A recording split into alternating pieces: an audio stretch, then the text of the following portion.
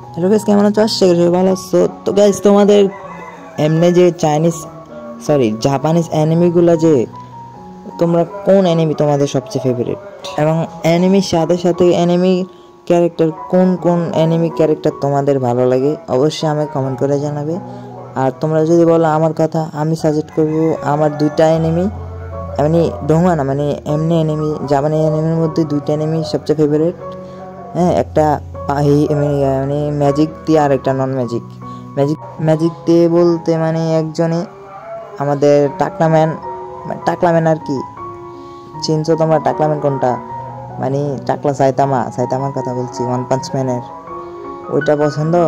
ও তো ফিজিক দিয়া, মানে এমনি বললাম, ও তো ম্যাজিকের ওয়ার্ল্ডে বসবাস করে, তো তাই বললাম আর কি। আমার সাইতামাকে পছন্দ।